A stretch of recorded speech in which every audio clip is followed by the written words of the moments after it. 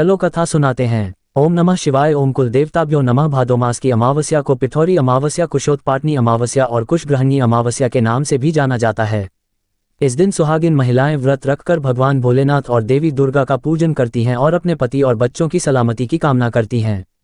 ये दिन पितरों की तृप्ति, पिंडदान, तर्पण और वंश वृद्धि के लिए अधिक महत्वपूर्ण तिथि मानी जाती है।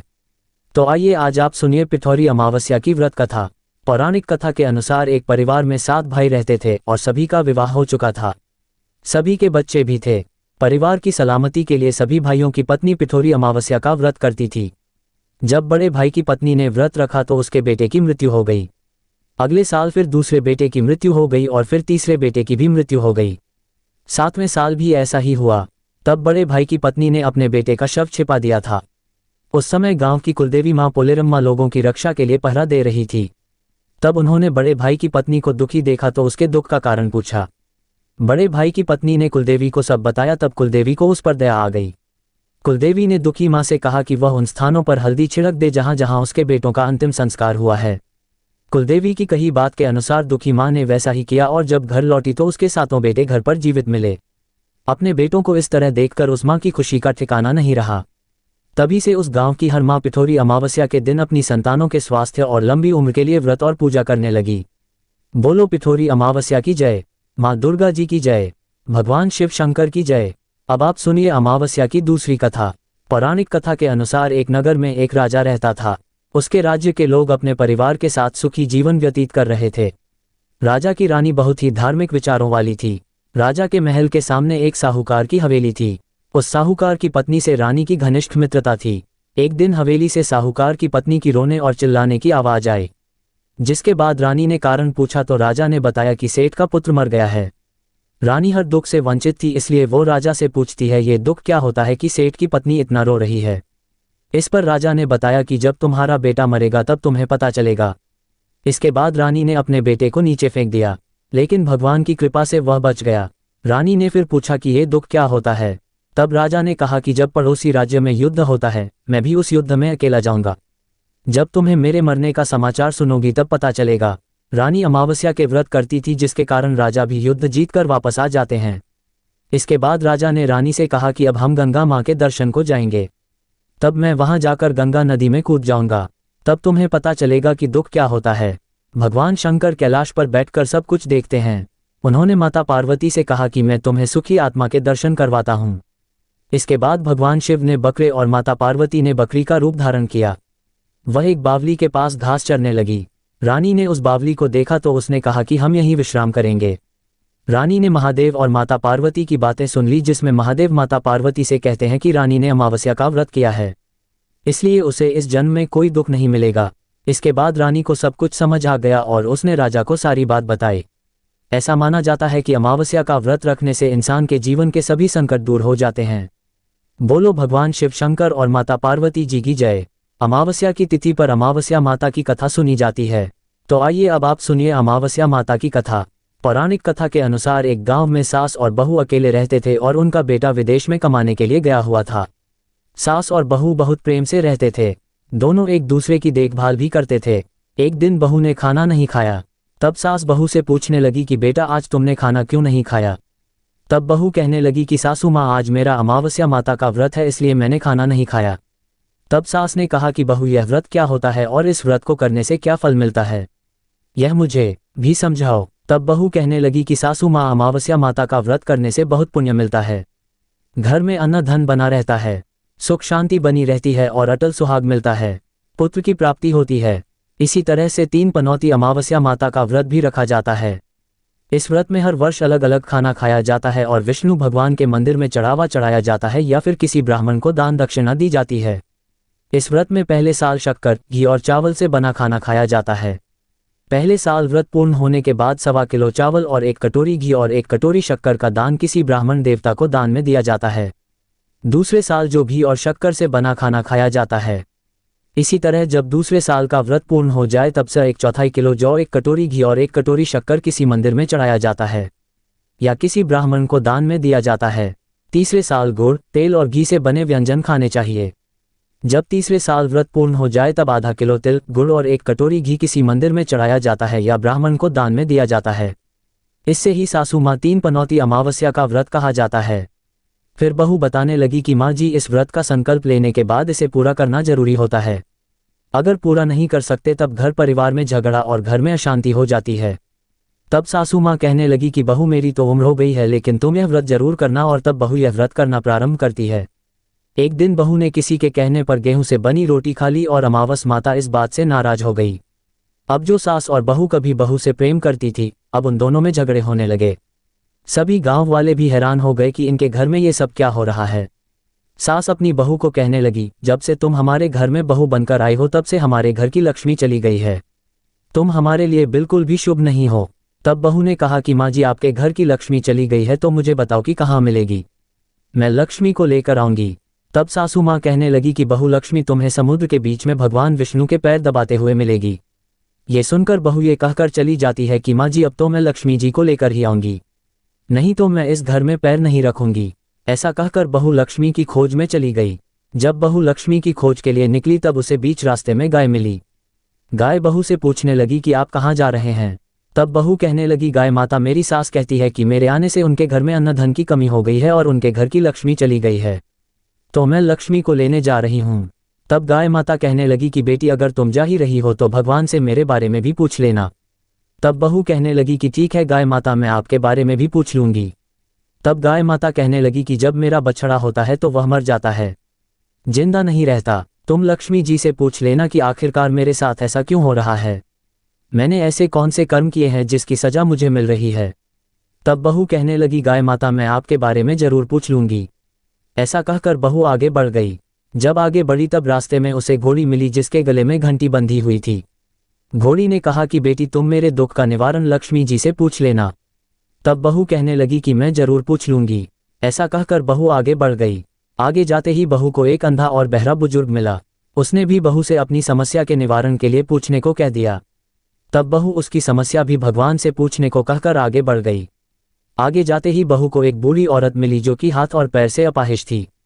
उसने भी बहू से कहा कि बेटी, जब तुम भगवान से मिलो तो उनसे पूछना कि आखिरकार मैं अपाहिज क्यों हुई, मैंने ऐसे कौन से कर्म किए थे। तब बहू उसकी समस्या पूछने के लिए तैयार हो गई और फिर आगे बढ़ गई। आगे जाते जाते बहू बहुत थक गई और एक आम के पेड़ के नीचे बैठ गई। आम का पेड़ बड़ा खुश होकर बहू से पूछने लगा कि बेटी, तुम कहाँ से आई हो और कहाँ जा रही हो। तब बहू कहने लगी कि वो लक्ष्मी जी को लेने जा रही हूँ। तब पेड़ भी अपनी समस्या भगवान से पूछने के लिए कहने लगा कि मेरे पेड़ पर लगे हुए आम खट्टे ही क्यों होते हैं, इस बारे में बहू रानी भगवान से जरूर पूछ लेना। तब बहू पेड़ की समस्या लेकर आगे बढ़ गई। थोड़ी दूर जाने पर बहू को एक तलाई मिली। वह भी बहू से कहने लगी कि बहू, तुम भगवान से पूछना कि मेरी तलाई का पानी इतना मैला क्यों है, कोई यहाँ आकर पानी नहीं पीता। तब बहू कहने लगी कि मैं जरूर पूछ लूंगी। ऐसा कहकर बहू आगे बढ़ गई। बहुत दिनों से जंगल में चलते चलते बहू थक गई थी। उसे भूख भी लगी थी, लेकिन खाने को कुछ नहीं मिला तो वह भूख और प्यास से बेचैन हो गई और जंगल में बेहोश हो गई। उसी समय भगवान श्री हरि और माता लक्ष्मी जी घूमते हुए उधर जा रहे थे। तब माता लक्ष्मी जी विष्णु भगवान से कहने लगी कि हे नाथ, ये तो आपकी बहुत बड़ी भक्त है, आप इसके दुख निवारण कीजिए। तब भगवान श्री हरि कहते हैं कि इस संसार में तो बहुत से जीव दुखी हैं, सभी अपने अपने कर्मों का फल भोग रहे हैं, मैं किस किस के दुख का निवारण करूं। तब माता लक्ष्मी जी भगवान श्री हरि से विनती करने लगी और कहने लगी कि वो भूखी और प्यासी है, अगर इसे जंगल में छोड़ दिया जाए तो जंगली जानवर उसे खा जाएंगे। माता लक्ष्मी जी की बात को सुनकर भगवान श्री हरि एक साधु का वेश धारण करके बहू के पास गए और उसे होश में लेकर आए। बहू के होश में आते ही साधु वेश में भगवान उससे पूछने लगे कि वह यहाँ क्यों आई है और कहाँ जा रही है।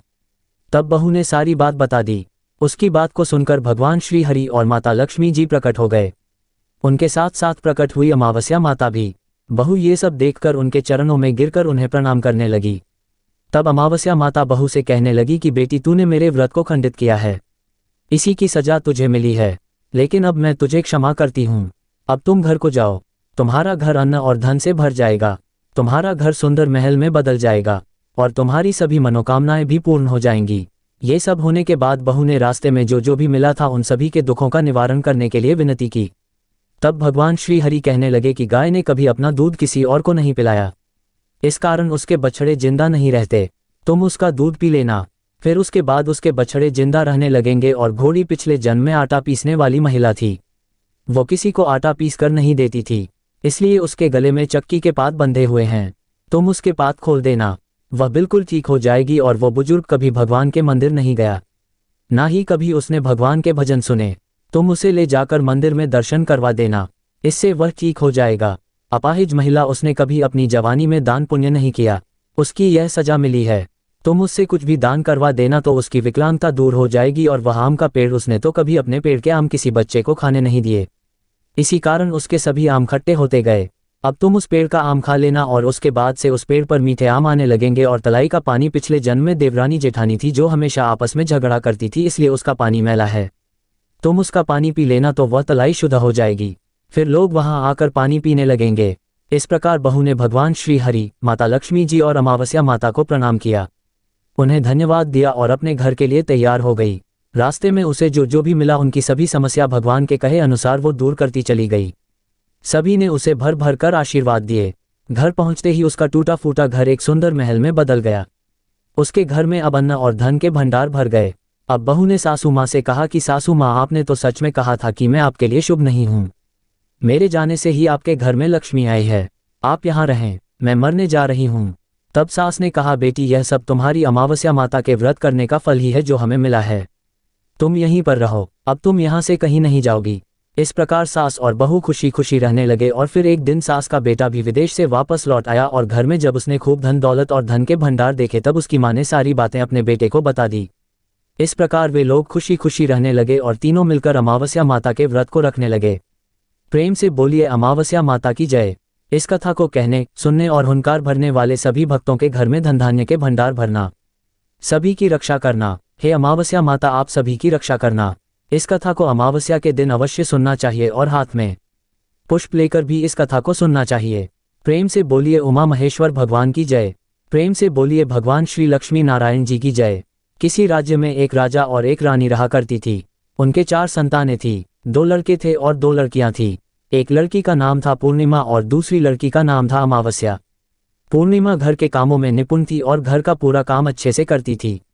काम समाप्त होने पर वह भगवान की पूजा अर्चना भी किया करती थी। इसके अलावा उसका एक और नियम भी था कि वह रोजाना गौ माता की सेवा भी किया करती थी।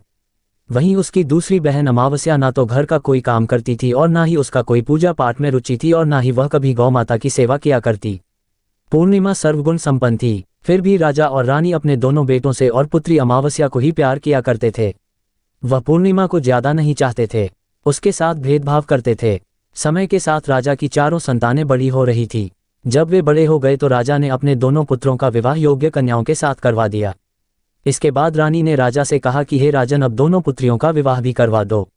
वह भी विवाह योग्य हो गई है, लेकिन आप ऐसा करना कि पुत्री अमावस्या का विवाह किसी बड़े खानदान में कराना और पूर्णिमा का विवाह किसी गरीब परिवार में कराना, क्योंकि पूर्णिमा को तो केवल भगवान की पूजा पाठ और घर के कामकाज करना पसंद है और साथ ही उसे गाय की सेवा करना भी बहुत पसंद है।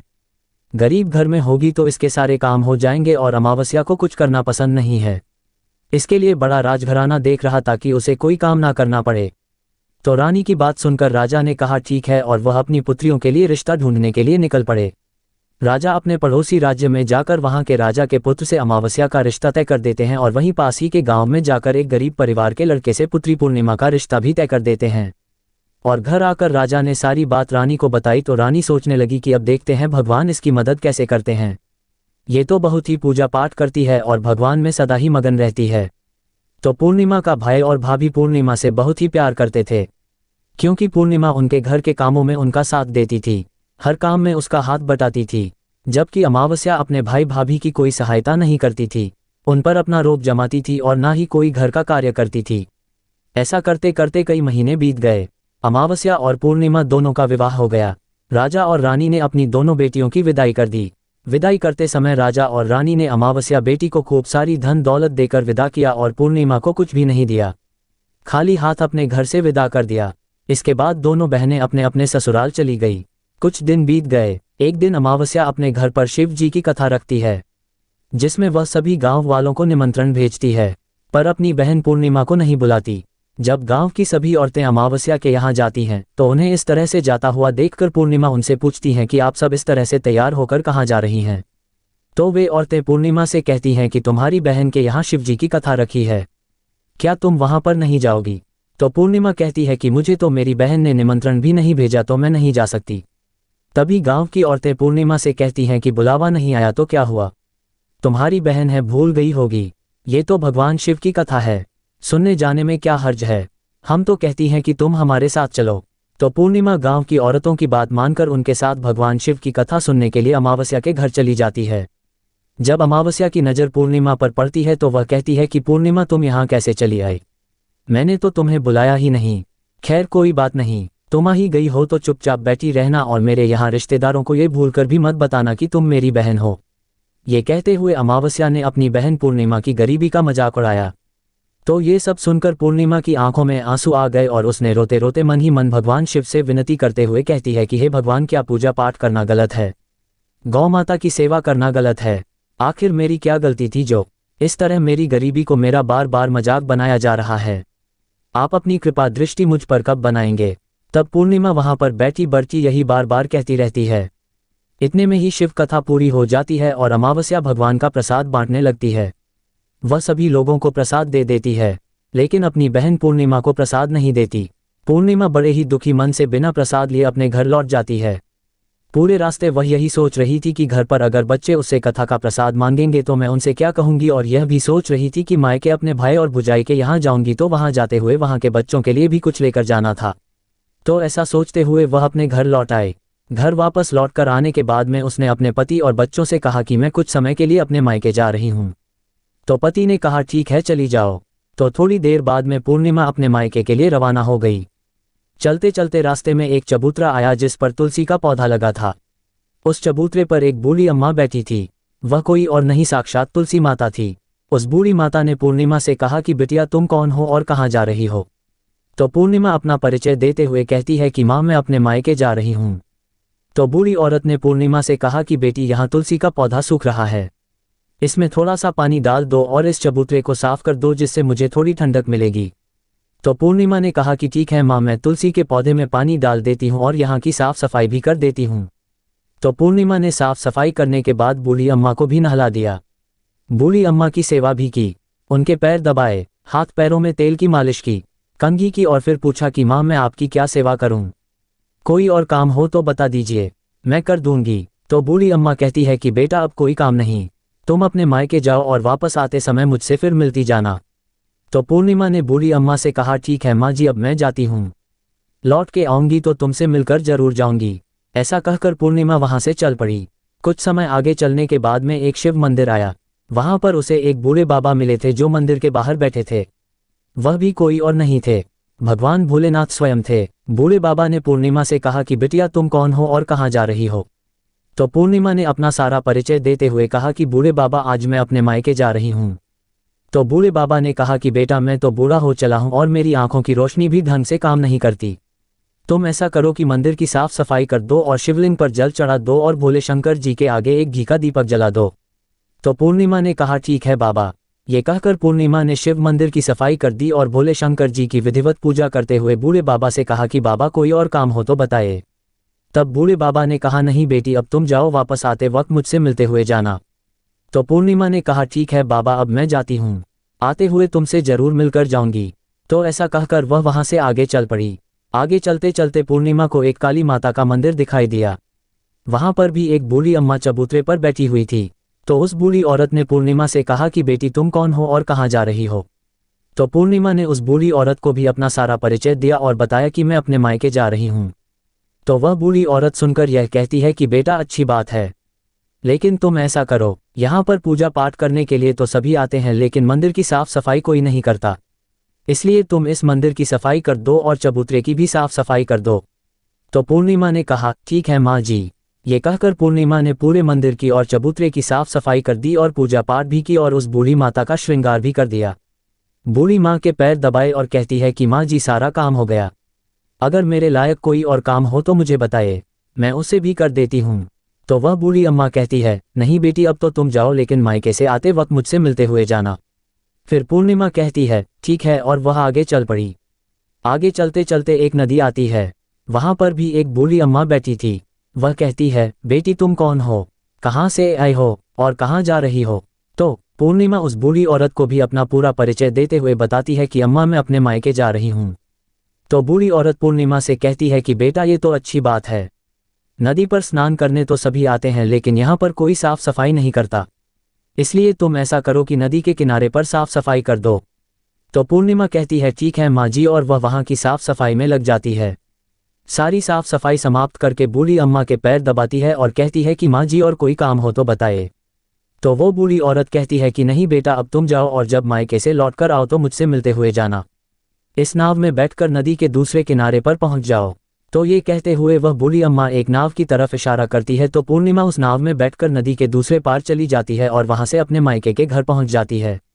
वहां पहुंचते ही पूर्णिमा के भैया और भाभी उसे देखकर बहुत ही खुश होते हैं और वे पूर्णिमा की खूब खातिरदारी करते हैं, उसे खूब सारी बातें करते हैं और कहते हैं कि बच्चों को भी साथ लेकर आती तो कितना अच्छा होता। तो ये सब कुछ देखकर पूर्णिमा बहुत ही खुश होती है और सोचती है कि कोई तो है जो मुझे देखकर इतना खुश होता है।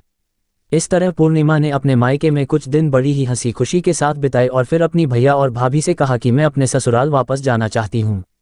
तो उसकी भाभी ने उसके लिए एक बहुत ही सुंदर साड़ी दी और बच्चों के लिए थैला भरकर कपड़े, मिठाई और खिलौने दिए और साथ ही रास्ते में खाने पीने के लिए भी कुछ चीजें रखी और कहा कि तुम तो बहुत ही दिनों के बाद आती हो, अब की बार बहुत ही जल्दी हमसे मिलने के लिए दोबारा आना। ये कहते हुए पूर्णिमा की भाभी ने पूर्णिमा के हाथ में वह थैला दे दिया और बड़ी ही हंसी खुशी से उसे विदा किया। इस तरह पूर्णिमा अपने ससुराल के लिए रवाना हो गई और उसी नदी के किनारे पहुंची और नाव में बैठकर दूसरे किनारे पर उतर गई। वहां उतरने के बाद वहां पर उसे वही बूढ़ी अम्मा मिली जो साक्षात गंगा मैया थी। उस बूढ़ी अम्मा ने पूर्णिमा को एक थैला दिया और कहा कि तुम इसे घर जाकर ही खोलना। अब पूर्णिमा के पास दो थैले हो गए, एक तो उसकी भाभी ने दिया था और दूसरा गंगा मैया ने दिया।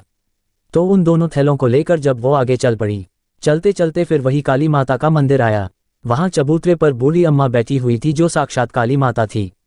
बूढ़ी अम्मा के रूप में बैठी काली माता ने जब पूर्णिमा को आते हुए देखा तो कहा कि आ गई बेटा। तो पूर्णिमा ने कहा कि हाँ माँ जी मैं आ गई, मैंने आपसे कहा था कि मैं आते हुए आपसे जरूर मिलकर जाऊंगी। तो काली माता ने भी उसे एक थैला दिया और कहा कि तुम ये थैला अपने घर जाकर खोलना। अब तो पूर्णिमा के पास 3 थैले हो गए। तीनों थैले लेकर पूर्णिमा वहां से चल पड़ी।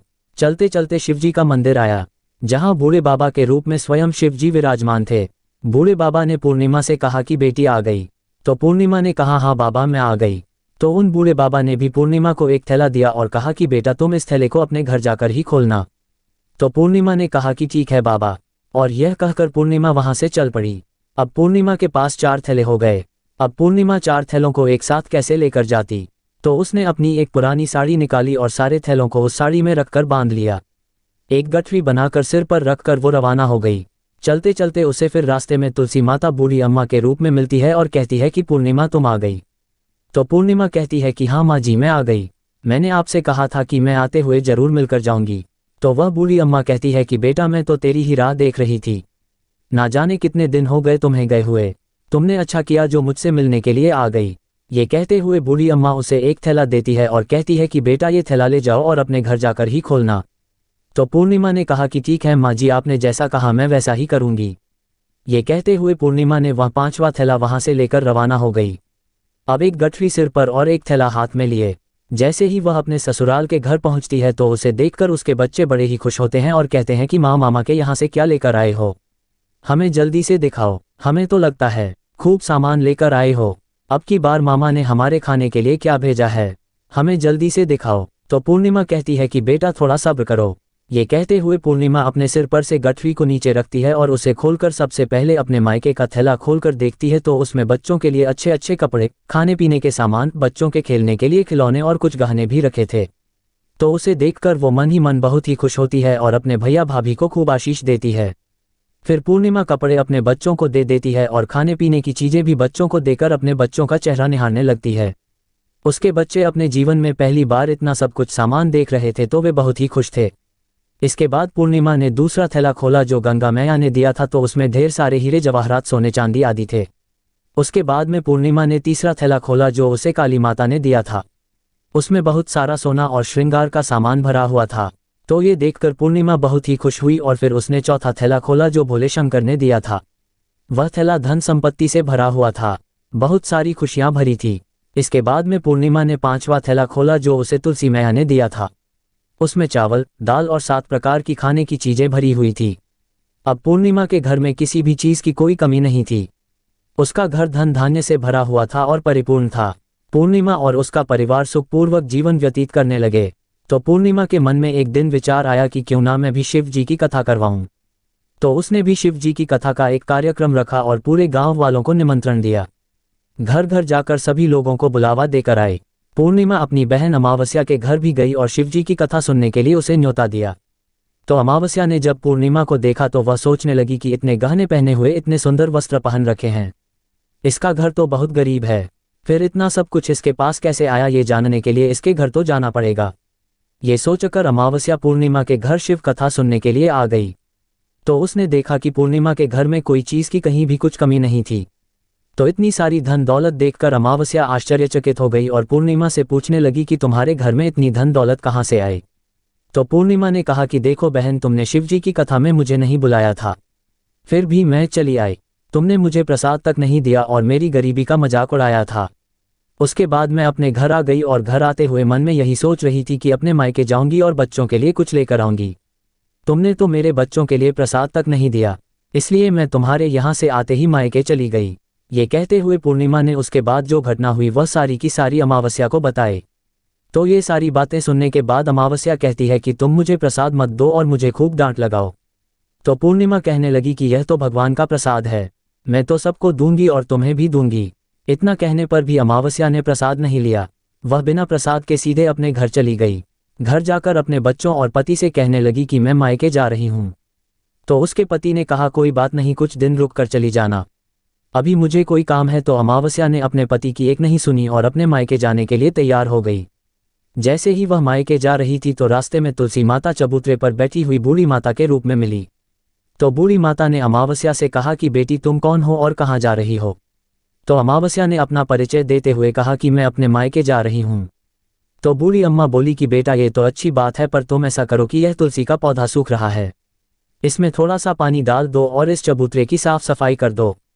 तो बूढ़ी अम्मा के इतना कहते ही अमावस्या ने गुस्से में आकर कहा कि बुढ़िया तुम्हें दिखाई नहीं देता, मैंने इतनी महंगी साड़ी पहन रखी है, साफ सफाई करूंगी तो ये गंदी हो जाएगी और यहाँ आसपास पानी भी नहीं है, मैं कहाँ से पानी लाकर तुलसी के पौधे में डाल दूँ, तुम्हारे और तो कोई काम नहीं है, तुम ही ऐसा करो कि आसपास कहीं पर पानी होगा लाकर इस पौधे में डाल देना। ऐसा कहकर अमावस्या वहां से चल पड़ी। चलते चलते शिव मंदिर आया। वहां पर भगवान शिव बूढ़े बाबा का रूप धारण किए हुए बैठे थे। उसे देखते ही पूछा कि बेटा तुम कहाँ जा रही हो। तो अमावस्या ने कहा कि मैं अपने मायके जा रही हूँ। तो बूढ़े बाबा ने कहा कि बेटा मंदिर की साफ सफाई कर दो और भोले शंकर की पूजा कर दो, आजकल मुझे थोड़ा कम ही दिखाई देता है। तो बूढ़े बाबा के साफ सफाई वाली बात सुनकर अमावस्या को गुस्सा आ गया और वह गुस्से में मना करते हुए वहां से आगे चल पड़ी। आगे चलते चलते काली माता का मंदिर दिखाई दिया। वहां पर काली माता बूढ़ी अम्मा के रूप में बैठी हुई थी। तो अमावस्या को देखते ही काली माता ने पूछा कि बेटी तुम कौन हो और कहाँ जा रही हो। तो अमावस्या ने कहा कि मैं अपने मायके जा रही हूँ। तो वह बूढ़ी अम्मा बोली कि बेटी तुम मेरा एक काम कर दो, इस मंदिर में पूजा पाठ करने तो सभी लोग आते हैं लेकिन साफ सफाई कोई नहीं करता, तुम ऐसा करो मंदिर की साफ सफाई कर दो। तो अमावस्या इस बात पर भड़क पड़ी और कहने लगी ना तो मैं तुम्हारे इस मंदिर की पूजा पाठ करूंगी और ना ही इसकी सफाई करूंगी, तुम मुझसे कह रही हो, इससे अच्छा तो यह है कि इस मंदिर की सफाई तुम खुद कर लो, तुम्हारे और कोई काम नहीं है। ऐसा कहकर वो वहां से चल पड़ी। आगे चलते चलते फिर वही नदी आए। उसके किनारे पर भी एक बूढ़ी अम्मा बैठी थी। उसे देखते ही बोली कि बेटा तुम कहाँ जा रही हो और कौन हो। तो उसने कहा कि मैं अपने मायके जा रही हूँ। तो बूढ़ी अम्मा ने कहा कि बेटा ये तो अच्छी बात है, तुम मेरा एक काम कर दो, इस गंगा नदी में स्नान करने तो सभी आते हैं पर इसके किनारे सफाई कोई नहीं करता, तुम ऐसा करो कि यहाँ की साफ सफाई अच्छे से कर दो। तो बूढ़ी माई के इतना कहते ही अमावस्या को गुस्सा आ गया। उसने कहा कि तुम्हें दिखाई नहीं देता मैंने कितनी महंगी साड़ी पहन रखी है, मैं यहाँ के राजा की बेटी हूँ, मैं कोई नौकरानी नहीं हूँ जो तुमने कह दिया और मैं यहाँ पर सफाई करने लग गई। तो इस तरह बूढ़ी अम्मा को भला बुरा कहते हुए अमावस्या जैसे ही नाव में बैठने लगी तो नाव में फूलों की जगह कांटे भरे हुए थे, लेकिन वह अपने अधिक गुस्से के कारण उन कांटों से भरी नाव में ही बैठ गई। उसके पैर में कांटे बार बार चुभ रहे थे। जैसे ही वह दूसरे किनारे पर पहुंची तो वहां पर उतरकर वह अपने मायके चली गई। उसके पैरों से खून निकल रहा था तो उसके भाई और भाभी ने उसे देखा। उसके पैरों के बारे में उससे कुछ भी नहीं पूछा और मन ही मन कहने लगी कि ना तो यह कोई काम करती है और ना ही बात मानती है। अब क्या कहना, पूर्णिमा तो हमारे कामकाज में हाथ बटाती थी, ये तो कुछ करने वाली नहीं, इससे ज़्यादा बातचीत करना ठीक नहीं, बात नहीं करेंगे तो जल्दी ही वापस भी चली जाएगी। ऐसा सोचकर उन्होंने अमावस्या से ज्यादा बातचीत नहीं की और जल्दी जल्दी खाना बनाया और खा पी कर वो सारे सो गए। अमावस्या जब सुबह उठी तो उसने अपनी भाभियों से कहा कि भाभी मैं ससुराल जा रही हूँ। तो उन्होंने कहा ठीक है जाओ। तो अमावस्या बोली कि पूर्णिमा को तो आपने एक थैला दिया था और मुझे कुछ नहीं दोगी। तो भाई और भाभी ने कहा कि तुम जाओ, तुम्हारा थैला तुम्हारे घर पहुंच जाएगा। फिर अमावस्या वहां से चल पड़ी और चलते चलते नदी के किनारे पहुंची तो वहां पर गंगा मैया बूढ़ी औरत का रूप धारण किए हुए बैठी थी। बूढ़ी माँ ने कहा कि आ गई बेटी। तो अमावस्या बोली हाँ मैं आ गई। कुछ देर तक अमावस्या वहीं पर खड़ी रही तो बूढ़ी अम्मा ने उसे कुछ भी नहीं दिया। तो अमावस्या बोली कि पूर्णिमा को तो तुमने एक थैला दिया था, क्या मुझे नहीं दोगी? तो बूढ़ी अम्मा ने कहा कि तुम घर जाओ, तुम्हारा थैला तुम्हारे घर पहुंच जाएगा। तो वह वहां से चल पड़ी। आगे चलने पर उसे काली मैया मिली। उसे देखते ही अमावस्या ने कहा कि मेरा थैला कहाँ है? तुमने पूर्णिमा को एक थैला दिया था। तो काली अम्मा का रूप धारण किए हुए बूढ़ी अम्मा बोली कि तुम अपने घर जाओ, तुम्हारा थैला तुम्हारे घर पहुंच जाएगा। तो ये सुनकर अमावस्या वहां से चल पड़ी। चलते चलते रास्ते में फिर वही शिव मंदिर आया। वहां पर भोले शंकर बूढ़े आदमी का रूप धारण किए हुए बैठे थे। उन्हें देखते ही अमावस्या बोली कि मेरा थैला कहाँ है? तो बूढ़े बाबा ने कहा कि तुम घर जाओ, तुम्हारा थैला तुम्हारे घर पहुंच जाएगा। तो अमावस्या वहां से आगे चल पड़ी। आगे चलते चलते उसे तुलसी माता बूढ़ी अम्मा का रूप धारण किए हुए वहां पर बैठी हुई मिली। तो अमावस्या को देखते ही कहा कि आ गई बेटा। तो अमावस्या ने कहा कि हाँ मैं आ गई। मेरा थैला कहाँ है? पूर्णिमा को तो आपने थैला दिया था। तो अमावस्या की बात सुनकर तुलसी मैया ने कहा कि तुम अपने घर जाओ, तुम्हें तुम्हारा थैला वहीं पर मिल जाएगा। तो अमावस्या वहां से जल्दी जल्दी अपने घर की ओर चल पड़ी। जैसे ही वह अपने घर पहुंची तो आंगन में देखा कि वहां पर 5 थैले पड़े हैं। अमावस्या ने मन में सोचा कि अब तो मेरे पास भी खूब सारी धन दौलत हो जाएगी। तो उसने जल्दी जल्दी सारे थैलों को खोलकर देखा। किसी में मिट्टी भरी थी तो किसी में पत्थर रखे थे, किसी में कोयला था और मायके वाला थैला बिल्कुल खाली था। तो इस तरह के थैलों को देखकर अमावस्या को बहुत ही गुस्सा आया और वो दौड़ती दौड़ती पूर्णिमा के घर गई और कहने लगी कि तुम्हें तो इतना सब कुछ मिला और मुझे कुछ नहीं मिला, तूने मुझसे झूठ क्यों बोला? तो अमावस्या की बात सुनकर पूर्णिमा कहती है कि जब मैं अपने मायके जाती हूँ तो अपनी भाभीयों के साथ उनके काम में हाथ बटाती हूँ, उनके साथ मिलकर काम करती हूँ, उनकी इज्जत करती हूँ। लेकिन तुम तो अहंकारवश किसी की इज्जत नहीं करती, इसलिए वे भला तुम्हें क्या देंगे? तूने तुलसी माता को ठुकरा दिया, गंगा मैया को ठुकरा दिया, काली माँ को भी ठुकराया और भगवान शिव का कहना भी नहीं माना, इसलिए उन्होंने तुम्हें कुछ भी नहीं दिया। मैंने उन सब का कहा हुआ काम बड़े ही श्रद्धा भाव से किया था, इसलिए ये सब कुछ मुझे प्राप्त हुआ है। ये सब मुझे पूजा और भक्ति से मिला है। तो ये सब सुनकर अमावस्या कहती है कि बहन मुझे माफ़ कर दो, मैंने तुम पर हमेशा अत्याचार किया है। माँ ने भी हमेशा हम दोनों के बीच में भेदभाव रखा था। आज मेरी आंखें खुल गई है, मुझे कुछ नहीं मिला, कोई बात नहीं, पर मैं भी भगवान की भक्ति करना चाहती हूँ और भगवान की भक्ति करके सब कुछ प्राप्त कर लूँगी। इन सब चीज़ों का रहस्य बताओ। तो पूर्णिमा कहने लगी कि तुम 3 सूत्र का ज्ञान ले लो और उसकी कथा करना। पहले सूत्र में दया मांगना, दूसरे सूत्र में कथा मांगना और तीसरे सूत्र में 108 बार ओम नमः शिवाय का जाप करना। बहन ये सूत्र भगवान ने स्वयं दिए हैं, इसलिए तुम इनको अपने हृदय में बसा लेना। मैंने भी इन 3 सूत्रों को अपने जीवन में अपनाए थे और सच्चे मन से भगवान की भक्ति और पूजा पाठ की थी, तभी तो मुझे इतने गरीब घर में ब्याहने के बाद भी आज मेरे पास सब कुछ है और तुम्हारा एक अमीर घराने में विवाह होने के बाद भी आज सब कुछ नष्ट हो गया है। तो ये 3 सूत्र अपने मन में रखकर अमावस्या अपने घर चली गई और भगवान की पूजा पाठ करने लगी और भगवान शिव से माफ़ी मांगते हुए कहा कि हे भोले शंकर मुझे माफ़ कर दो, जो मैंने अपनी बहन पूर्णिमा पर इतने अत्याचार किए। शिव कथा में वह बिना बुलाए आए, फिर भी मैंने उसका अपमान किया, मुझे माफ़ कर दो। अब मैं पूरे विधि विधान से पूजा अर्चना किया करूंगी। और फिर वह गौ माता की सेवा भी करने लगी और दूसरों की मदद भी करने लगी, जिसकी वजह से उसका घर धन धान्य से परिपूर्ण हो गया। बोलो भोले शंकर की जय, बोलो भगवान श्री विष्णु जी की जय।